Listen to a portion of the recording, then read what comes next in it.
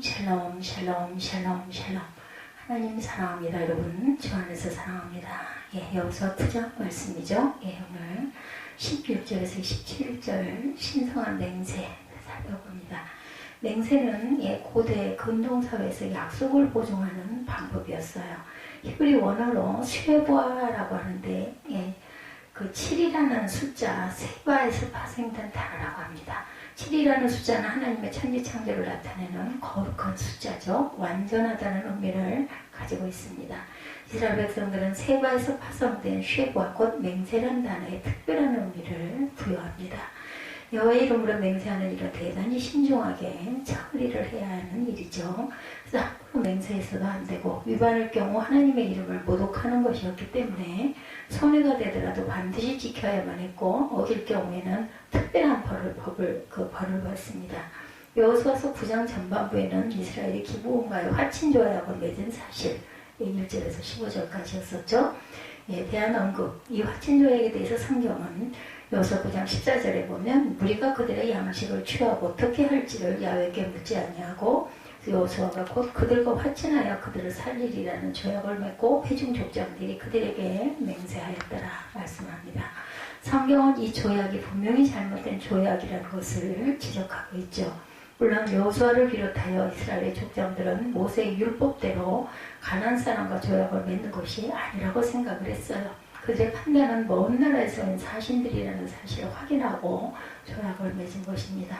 기브온 사람들이 철저하게 위정을 했기 때문에 다른 사람들이 대면했더라도 먼 나라에서 온 사신이라고 믿었을 것이에요. 그러나 더욱 중요한 것을 놓쳤어요. 하나님 앞에 묻지 않았다라는 것. 영어 격언에 take time to be holy, 거룩하게 되기 위하여 시간을 잡으라 이런 말이죠. take time to be holy.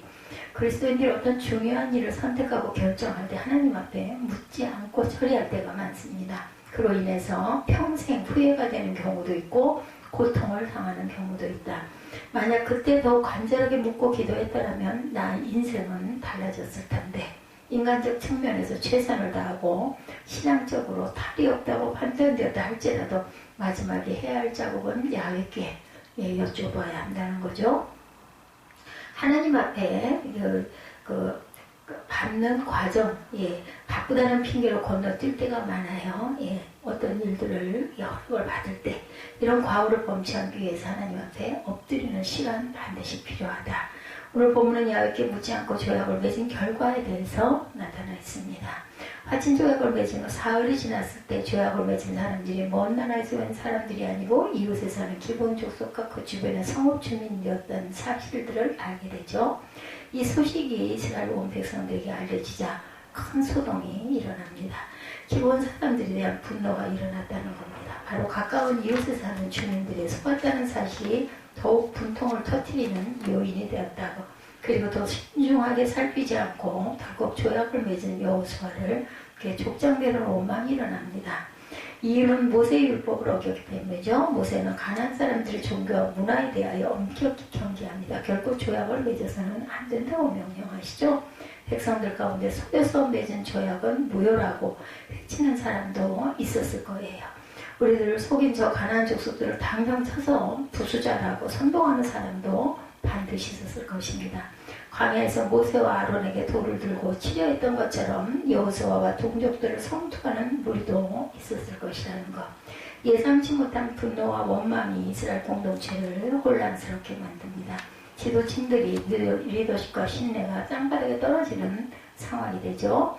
아이성에서의 실패 후에 다시 한번 큰 위기를 맞게 됩니다. 하나님 앞에 묻지 않고 조약을 맺은 결과가 이렇게 심각한 상황을 낳고만 것이죠. 그렇다면 여호수아는 어떻게 백성들을 진정시키고 문제를 해결했나? 본문을 통해서 살펴봅니다. 첫 번째, 백성들을 설득하는 리더들 19절이죠. 모든 족장이 온 회중에게 이르되 우리가 이스라엘의 하나님 야훼와 그들에게 맹세하였으니 이제 그들을 건드리지 못하리라. 20절에 우리가 그들에게 맹세한 맹약으로 말미암아 진노가 우리에게 임할까노니 이렇게 행하여 그들을 살리리라 하고, 분노한 사람들은 진정시키는 일은 쉽지가 않습니다. 더구나 바로 가까이 사는 사람들에 의해 속았다는 사실에 더욱 크게 분노를 일으켰고 신중하게 살피지 않고 일을 처리한 족장들에 대한 원망도 컸어요. 그렇다고 가만히 있을 수 없는 노릇이었다. 족장들이 돌에 맞을 각오로 회중들을 향해 말합니다. 둘러 말하지 않고 직설적으로 말하죠. 우리가 이스라엘의 하나님 야훼 이름으로 맹세했다. 우리는 그들이 정말 먼 나라에서 온 사신들인 줄 알았습니다. 족장들이 모두 확인을 합니다. 그러나 이제 조약을 파기할 수가 없어요. 이유는 하나님 야훼 이름으로 맹세했기 때문이다. 우리는 지금이라도 그들을 진멸할 수가 있으나 우리가 그들을 공격하면 하나님께서 진노하실 것이다. 왜냐하면 우리가 야훼 하나님의 이름을 모독하는 것이 되기 때문에. 레위기 19장 12절이죠. 너는 내 이름으로 거짓 맹세함으로 내 하나님의 이름을 욕되게 하지 말라. 나는 야훼이니라. 백성들의 분노 원망은 정당한 것이었어요. 그러나 그 분노의 원망이 야훼 이름을 넘어가지는 않는다라는 거죠. 비록 여호수아나 족장들이 잘 살피지 못하고 하나님 앞에 묻지 않았다 할지라도 야훼 이름으로 맹세한 조약은 지켜야 한다는 것이 족장들의 주장이었고, 이 말을 듣는 백성들은 무기와 돌을 내려놓습니다. 그리고 더 이상 이 문제에 대해서 시비를 걸지 못합니다. 중요한 것은 감정에 치우치지 않고 이스라엘 백성들 모두가 야훼 이름을 소중히 여겼다라는 것이죠. 이것은 이스라엘 백성들이 야훼 하나님의 이름 자체만으로도 하나님에 대한 존중이 어떠했는가를 알 수 있는 증거가 되는 것이다. 백성들의 족장들의 호소에 귀를 기울이고 호응하는 것은 참으로 쉽지 않은 결단입니다. 왜냐하면 기브온과 함께 가나안 땅에서 살아갈 때 여러 가지 위험 요소들이 있었기 때문이죠. 그들의 종교와 문화는 타락의 극치를 이루고 있었어요. 오염의 원인을 제거하기 위해 들어갔는데 도리어 품고 살아야 할 입장이 되었다는 거죠. 그럼에도 불구하고 위험을 감수하고자 했던 것은 야훼 이름으로 맹세했기 때문이다. 여호와 이름 앞에 잠잠하면 문제는 해결이 됩니다. 그것은 하나님에 대한 경외심이고 하나님의 말씀에 대한 순종이기도 하죠. 이것은 우리의 삶 속에서 하나님의 하나 되심을 인정하는 믿음의 고백이라고 할 수 있죠. 기브온 사람들을 책망합니다. 기브온 사람들의 속임수로 인해 이스라엘은 큰 부담을 안게 되죠. 잘못된 조약의 빌미를 제공한 기브온 사람들은 그의 상당한 보응을 받아야만 했습니다. 여호수아는 기브온의 대표들을 불러다가 응분의 조치를 취합니다. 첫 번째 취한 조치는 속임수에 대한 책망. 22절에 여호수아가 그들을 불러다 말하 이르되 너희가 우리 가운데 거주하면서 어찌하여 심히 먼 곳에서 왔다고 하여 우리를 속였느냐. 네, 야훼 이름으로 한번 맺은 조약을 취소할 수 없지만 그들의 속임수에 대해서는 꾸짖는 모습을 보게 되죠. 두 번 다시 속임수가 통과될 수 없다는 사실을 엄중히 경고합니다. 이것은 재발 방지를 위한 효과가 있기도 했어요. 이스라엘 공동체가 큰 손상을 입을 정도의 범위, 행위를 묵과할 수가 없었던 거죠. 두 번째는 이 속임수로 인해서 그의 상당한 벌을 받아야 하는데 그것은 대를 이어 종이 되어야 한다는 것이죠. 23절에 보면 너희가 저주를 받나니 너희가 대를 이어 종이 되어 다 내 하나님의 집을 위하여 나무를 패며 물을 깃는 자가 되리라 말합니다. 이제 기브온이 이스라엘 백성들과 함께 살지만 같은 신분은 아닌 것이다. 그들은 지경 안에 사는 동안 대대로 종의 신분이 되는 거죠. 뿐만 아니라 그들은 직업 선택의 자유도 없습니다. 그들이 할 수 있는 일은 하나님의 집에서 나무를 패는 일과 물을 깃는 일을 하는 것뿐. 근데 한 가지 의문은 왜 하필이면 하나님께서 나무를 패고 물 깃는 일을 하게 하는 것인가. 이것에 지혜가 담겨 있는데 이제 그들은 하나님의 집으로 출근하고 하나님의 집에서 퇴근을 합니다. 그곳에서 그 일을 하면서 하나님을 섬기는 법을 배우라는 거죠. 그들이 지금까지 섬겨왔던 신과 우상을 버려야만 합니다. 그들의 타락한 문화를 버려야 하는데 여호수아의 이와 같은 조처에 대해서 기브온 사람들은 어떻게 반응했을까? 24절 5절에 보니 그들이 여호수아에게 대답하여 이르되 당시 하나님 야훼께서 그의 종 모세에게 명령하사 이 땅을 당신에게 주고 그 땅의 모든 주민을 당신들 앞에서 멸하라 하신 것이 당신의 종들의 분명히 틀림으로 당신들로 말미암아 우리의 목숨을 잃을까 하심이 심히 두려워하여 이같이 말하였나이다. 보소서 이제 우리가 당신의 손에 있으니 당신의 의향에 좋고 옳은 대로 우리에게 행하소서 한지라. 이렇게 증거하죠. 이미 기브온 백성들의 귀는 열려 있어요. 하나님의 음성을 듣는 귀가 열려 있었던 거죠. 만약 이스라엘에게 저항하면 목숨을 잃을 것을 알고 있었습니다. 그들이 지금까지 섬겨오던 우상을 버리고 죄악된 타락한 습관을 버리고 이스라엘의 하나님을 섬기기로 작정을 합니다. 초기 교회 시대 때 바울 전도를 받은 데살로니가 사람들이 고백한 내용을 보면 1장 9절이죠. 4절 1장 9절에 그들이 우리에 대하여 스스로 말하기를 우리가 어떻게 너희 가운데 들어갔는지와 너희가 어떻게 우상을 버리고 하나님께로 돌아와 살아계시고 참되신 하나님을 섬기는지와 죽은 자들 가운데서 다시 살리신 그의 아들이 하늘로부터 강림하실 것을 너희가 어떻게 기다렸는지를 말하나니 이는 장래에 노하시는 우리를 건지시는 예수시니라 이렇게 증거합니다. 어떻게 기다리는지를 알아니 이는 장래에 노하시는 우리를 건지시는 예수시다. 이 구원의 원리는 시대를 막론하고 누구에게나 똑같이 적용이 됩니다. 귀가 열리면 하나님의 음성을 듣게 되고 자신의 가는 길이 멸망의 길인 것을 깨닫고 사시고 참되신 하나님께로 돌아오게 되는 것. 기본 사람들은 귀가 열린 거죠. 비록 종의 신분이라 할지라도 살 길이 열리게 된 것.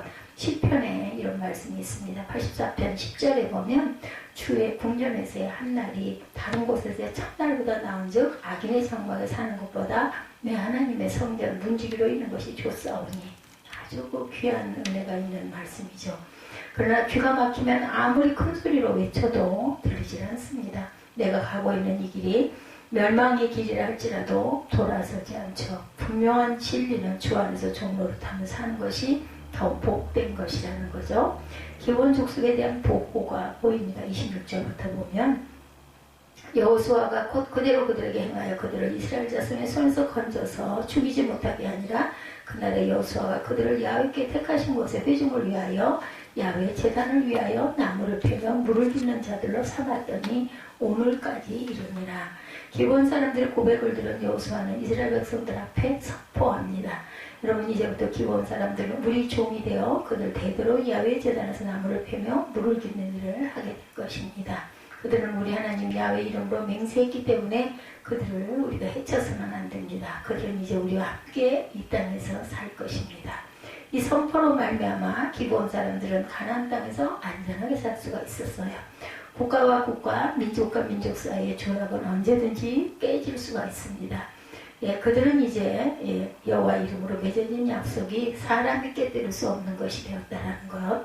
훗날 거의 1000년이라는 세월이 지나면 이스라엘이 하나님 앞에 범죄하고 바벨론의 포로로 끌려갔다가 돌아오죠. 선지자 느헤미야 시대에 성벽을 건축하는 일이 있었을 때 놀랍게도 이때 기본 사람들이 성벽 건축 공사에 함께 힘을 보탠 사실이 기록되어 있습니다. 느헤미야 3장 7절에 보면 그 다음은 기본 사람 물라다와 베너로 사람 야돈이 강 서쪽 총독의 관할에 속한 기본 사람들 및 미스바 사람들과 더불어 중수하였고 기본에 대한 여호수아의 조치는 분노로 백성들을 달리는 적절한 조치가 되었고 이에 결국 합력하여 선을 이루게 되는 결과를 가져오죠.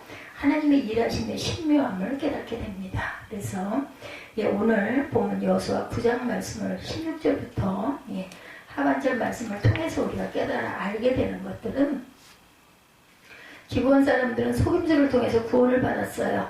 그들이 제안한 화친의 조약이 속임수였기 때문에 얼마든지 파기할 수 있었고 그랬지만 성립될 수 없는 조약이었지만 구원받을 수 있었던 것은 이름으로 맹세했기 때문이다.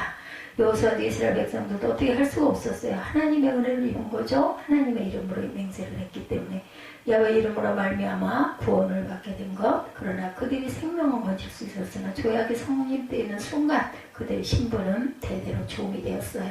그럼에도 불구하고 그들은 감사하고 기뻐합니다. 왜냐하면 이미 종이 될 각오를 하고 있었기 때문이다. 야훼 제단에서 나무를 베고 물을 깃는 고달픈 일이 그들의 생업이 되었지만 기쁜 마음으로 그 일을 감당해왔을 것이라는 것.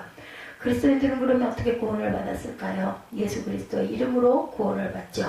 기본 사람들처럼 멸망당한 인생들이었으나 은혜를 입었다는 것을 잊지 않는 저와 여러분들이 되시기를 주님의 이름으로 축복합니다. 기도하시겠습니다. 여호와 이름으로 맹세했기 때문에 결국은 종의 신분으로 살게 되었다는 것을 깊이 묵상하는 귀한 은혜가 있게 하여 주옵소서.